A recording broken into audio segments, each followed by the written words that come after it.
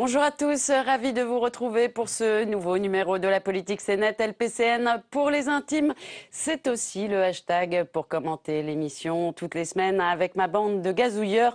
Je décortique l'actu politique vue des réseaux sociaux. Mes gazouilleurs du jour, Benoît Thiolin, bonjour. Bonjour. Vous êtes président du Conseil national du numérique et fondateur de l'agence La Net Squad. À vos côtés, Olivier Tesquet, bonjour. Vous êtes journaliste à Télérama et plus spécialisé sur les questions d'Internet. La France et Charlie, après la marche historique du 11 janvier, la lutte contre le terrorisme continue sur le terrain, mais aussi sur le web. Messages de haine sur les réseaux, propagande djihadiste, piratage de comptes. Le débat sur le contrôle du net et des réseaux sociaux se trouve relancé. Alors que les décrets de la loi antiterroriste ne sont pas tous publiés, le gouvernement devrait annoncer dans les prochains jours des mesures spécifiques. Certains élus vont même jusqu'à réclamer un Patriot Act à la française. Benoît, plus de 5 millions de tweets « Je suis Charlie ». Il y a eu un énorme élan de solidarité qui continue, de mobilisation dans la rue, mais aussi sur les réseaux. Et puis, il y a l'autre version du web, des messages, des hashtags « Je suis Kouachi ». Est-ce que ces messages de haine sont très nombreux? Est-ce que c'est vraiment une réalité ou alors on a un miroir un petit peu déformant? Non, en fait, je crois que les médias sociaux et Internet en général, en fait, sont le reflet de ce que nous sommes et de ce qu'est la société, en l'occurrence la société française. Et donc, je pense que la société française a montré d'abord une immense majorité de mobilisation, dans lequel d'ailleurs les réseaux sociaux ont été extrêmement... un rôle quand même très important. Probablement pas autant de manifs spontanés dans les heures et les jours qu'on suivit s'il n'y avait pas eu les médias sociaux. Et puis effectivement, on voit, alors si on veut quantifier un peu, on voit quand même une différence très très forte. Je veux dire, il y a des millions de gens qui ont relayé ces messages positifs. Et il y a quelques milliers, peut-être dizaines de milliers, encore grand maximum, qui ont à un moment donné ont émis des doutes avec les mots-clés qu'on connaît. Olivier Dieudonné, lui, a publié « Je me sens Charlie Koulibaly » sur sa page Facebook. Il va être jugé en correctionnel pour apologie du terrorisme. C'est l'effet de la loi antiterroriste, ça? Alors effectivement, l'une des dispositions de la loi antiterroriste qu'on a votée au mois de novembre, c'était la pénalisation de l'apologie du terrorisme. C'est-à-dire on la sortait de la loi sur la liberté de la presse de 1881 pour la faire entrer dans le code pénal, en la punissant donc de 5 ans d'emprisonnement et 75 000 € d'amende pour qui ferait l'apologie du terrorisme, et en pénalisant encore plus ceux qui le feraient sur Internet, puisque là on monte à 7 ans d'emprisonnement et 100 000 € d'amende. Là, ça avait été un point de crispation entre les parlementaires au moment du débat de cette loi. C'était l'idée qu'il y avait un antisémitisme ou un racisme ou une xénophobie spécifique à Internet. C'est ce que disait Benoît, c'est-à-dire que le racisme, la xénophobie ou l'antisémitisme, il existe sur Internet, mais de la même manière qu'il existe dans la société. Internet lui donne peut-être plus de visibilité, il le rend peut-être plus bruyant, mais il n'y a pas un antisémitisme, un racisme ou une xénophobie spécifique à Internet. Alors, Dieudonné va probablement faire les frais de cette nouvelle loi. Il n'est pas le seul, puisqu'il y a une cinquantaine d'autres cas qui ont été déférés devant les parquets. Et la plateforme... Dont une mineure de 14 ans. Dont une mineure de 14 ans, dont des gens qui ont déjà des antécédents judiciaires aussi, dont quelqu'un qui souffre d'une légère déficience mentale aussi, j'ai lu ça ce matin. Donc ça commence à poser la question de savoir est-ce que c'est la meilleure réponse finalement aussi d'envoyer en prison, qui sont quand même des foyers de radicalisation connus pour le coup, des gens qui ont peut-être une porosité à des discours radicaux. Benoît. On parle de 50 cas qui sont en ce moment devant les tribunaux. Mais je pense qu'au fond, c'est un peu... Alors, manifestement, c'est pour l'exemple. Cet exemple, il pose problème d'ailleurs. Évidemment que c'est un sujet.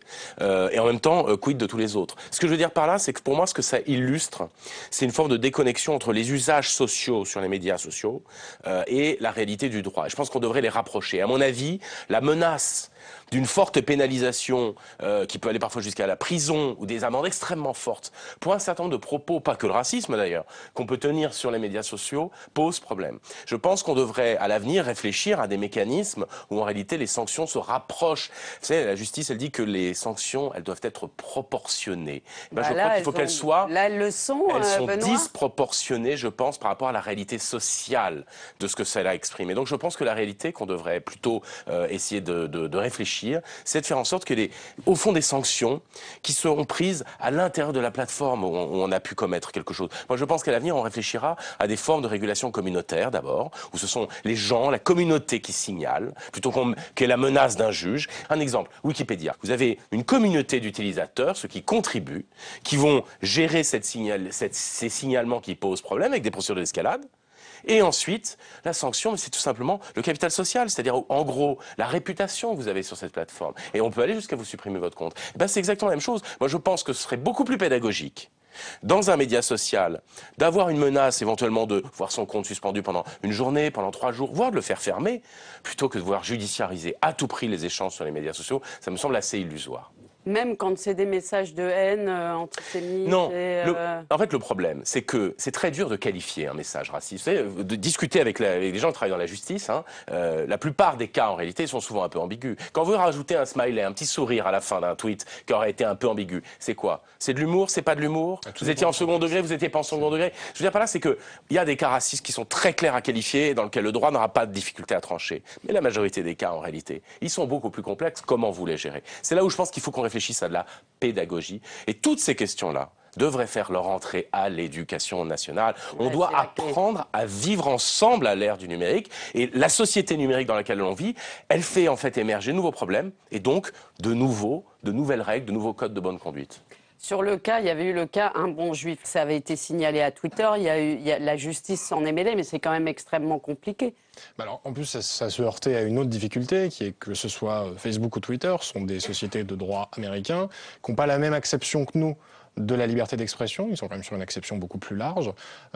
Et on avait vu, effectivement, pendant l'épisode Un Bon Juif, il y a un peu plus de 2 ans, qu'il y avait un temps de latence quasi incompressible entre le moment où on signalait les tweets en question et la réponse à apporter.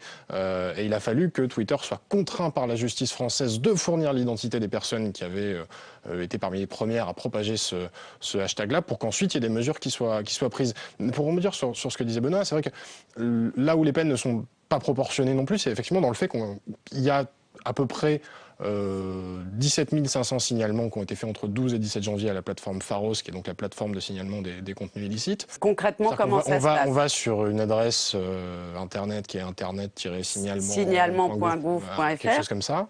On rentre le contenu problématique avec une URL. Ensuite, c'est transmis à une plateforme où il y a des gens qui travaillent dessus. Alors là, en ce moment, ils ont recruté 12 personnes pour travailler 24 heures sur 24 parce qu'il y a un afflux bien plus conséquent que d'habitude pour traiter ces cas-là. Ces cas-là sont analysés de la même manière que des équipes de modération de Facebook ou de Twitter analysent des contenus problématiques ou délictueux. Et ils sont ensuite transmis, le cas échéant, au parquet des juridictions concernées pour offrir une réponse. La question étant, qu'est-ce qui va faire effectivement qu'on pénalise tel contenu et pas tel autre, quoi. Et ça repose la question du contexte, c'est-à-dire de qui parle, d'où il parle, dans quelles conditions, et qu'est-ce qui va faire qu'on va décider de sanctionner telle ou telle personne et pas telle ou telle autre. C'est assez insoluble. La loi antiterroriste comporte tout un volet Internet, on en a déjà parlé ici, notamment le blocage de sites. Vous avez été consulté, le Conseil national du numérique, sur Absolument. Ce texte de loi. Et on a émis un avis défavorable au projet du gouvernement. Pourquoi? Parce qu'on pense que c'est à la fois potentiellement attentoire aux libertés fondamentales, et notamment, on a déploré, nous, que ça ne passe pas de manière systématique devant le juge judiciaire. Ça, c'était le premier point. Et puis le deuxième point, c'est qu'on pense que c'est inefficace, voire même contre-productif, et ça, c'est pas nous qui le disons, c'est les services, comme on dit, qu'on est allé voir. Le filtrage et le blocage, ce qu'il faut voir, c'est que, si vous voulez, il faut pas s'enfermer dans l'idée qu'on peut mettre une ligne Maginot numérique aux frontières de l'Hexagone. Ça n'est pas possible. Donc, ça veut dire qu'on va mettre, en réalité, on va demander aux fournisseurs d'accès de mettre des petites barrières devant un certain nombre de sites. Et donc, ce qu'on va faire, c'est simplement bloquer à ce moment-là, mais toute personne qui peut utiliser un VPN ou d'autres outils va pouvoir contourner. C'est des manières, si vous voulez, de contourner, en fait, de créer des petits tunnels qui vous permettent justement de passer en dessous ou éventuellement par-dessus ces fameuses lignes de Maginot numériques. Bon, tout ça pour dire que, en fait, ça veut dire que les personnes qui sont vraiment déterminées à vouloir aller voir ces sites Internet pourront de toute façon continuer de le faire.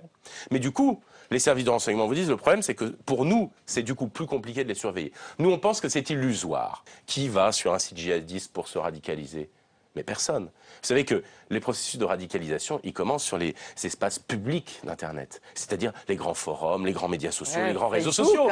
Sur Facebook, Twitter. Les forums, vous pouvez vous imaginer, il y a des forums de jardinage, de skateboard, ce que vous voulez, si vous voulez, sur des milliers de sujets, où on parle politique. C'est là, en fait, qu'ont lieu les embrigadements, quand ils commencent. Et voilà, l'idée qu'un jeune irait se balader par hasard un jour sur un site djihadiste et en reviendrait barbu et converti. Non, mais les politiques parlent d'encadrer les réseaux sociaux. Oui, mais encadrer les réseaux sociaux, vous verrez bien, vous êtes bien d'accord que c'est un petit peu difficile parce que vous allez filtrer Twitter, vous allez bloquer Facebook. On a déjà du mal à filtrer un hashtag problématique. Donc la question, en fait, c'est beaucoup plus. Moi, je crois qu'il y a une vraie question du vivre ensemble dans ces espaces publics du numérique. Et là, on peut pas nier.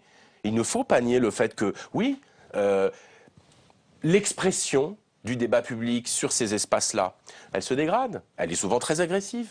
Oui, elle est quand même de plus en plus. Mais bien sûr, mais il faut qu'on apprenne à se servir de ces nouveaux pouvoirs. C'est pas si évident que ça. Ça a à peine 20 ans. Avant, nos parents n'avaient pas la liberté d'expression publique que nous avons aujourd'hui. Mais vous croyez vraiment à l'autorégulation parce que Je suis pour la régulation communautaire, je suis pas pour de l'autorégulation. Je pense que ça veut dire qu'il doit y avoir des choses à plusieurs niveaux, que c'est un peu long à expliquer ici, mais en gros, de dire que la communauté doit déjà s'organiser pour signaler les problèmes. Et ensuite, ça peut passer à un autre niveau où, sur ces problèmes signalés, on regarde s'il y a des premiers types de sanctions qui se font à l'intérieur des médias sociaux. Croyez-moi, la meilleure menace de sanctions, c'est celle qui se rapproche de ce que vous êtes en train de faire et pas une menace lointaine simplement de judiciarisation. Et Bernard Cazeneuve nous annonce aussi des mesures, de nouvelles mesures. Vous attendez quoi, à votre avis, de l'exécutif? Je me pose vraiment la question parce qu'on a quand même voté une loi antiterroriste au mois de novembre qui était censée justement répondre à une situation immédiate. On parlait déjà d'embrigadement des jeunes. On a créé un délit d'entreprise terroriste individuelle. Enfin, a priori, c'était déjà une loi qui était calibrée pour des attaques du type de celles qu'on vient de vivre malheureusement. Je vois pas très bien quelles mesures supplémentaires on va pouvoir prendre. Je voudrais juste rappeler quand même un petit chiffre, c'est que depuis 1986, en France, on a voté 15 lois antiterroristes. Je ne suis pas convaincu de la pertinence d'en voter une 16e, d'autant plus qu'on en a voté une, encore une fois, au mois de novembre. L'empilement comme ça des lois antiterroristes, on le voit bien, ne prémunit en rien contre des attaques. Un petit point quand même.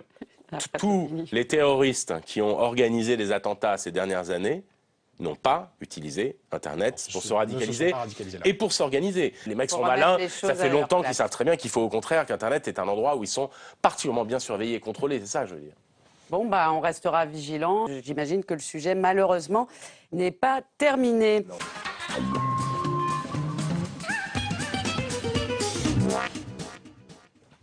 Nous accueillons Lise Pressac qui, comme chaque semaine, nous livre son coup de cœur ou son coup de gueule. Bonjour Lise. Bonjour Caroline. On va rigoler un peu quand même. Oui, il faut. Puisque autant il était difficile de se procurer Charlie dans les kiosques mercredi matin, autant lui, il était facile de le trouver aux premières loges de la marche républicaine dimanche dernier. Nicolas Sarkozy a réussi à se faire une place sur la photo de famille historique devant les télés du monde entier. On l'a vu se faufiler dans la foule du carré VIP pour se retrouver aux côtés du Premier ministre israélien Benjamin Netanyahou et du président malien Ibrahim Boubacar Keïta. Et évidemment, les internautes se sont esclaffés, ont fait des détournements. Oui, des détournements qui ont été recensés sur un Tumblr savoureux intitulé « Je suis Nico ». Des dizaines de photomontages où l'on voit Nicolas Sarkozy présent lors de tous les moments historiques. La chute du mur de Berlin, il était là. La libération de Paris, il était là. À la conférence de Yalta, il était là aussi, aux côtés des Beatles, de François Mitterrand et Helmut Kohl, sur la Lune et sur la une de Charlie Hebdo. Nico est partout. On l'a même vu entre Michel et Barack Obama alors qu'ils s'enlacent lors de la réélection du président américain en 2012. Alors tous ces détournements peuvent sembler anecdotiques, mais ce Tumblr a été le tout premier signe de retour à la normale sur les réseaux sociaux qui depuis une semaine n'avaient plus du tout envie de rire. Ça c'est le bon côté du web. Bien les sûr. Détournements. Oui, la culture du web est très lol. Mais en l'occurrence, là, c'était bienvenu. C'était le premier moment de sourire après une semaine tragique. Eh ben, merci Nico et puis merci à tous. Merci de nous avoir suivis. Vous pouvez revoir cette émission en VOD sur publicsena.fr. Et puis bien sûr, j'attends vos commentaires, vos facéties sur mon compte Twitter. Salut à tous, à la semaine prochaine.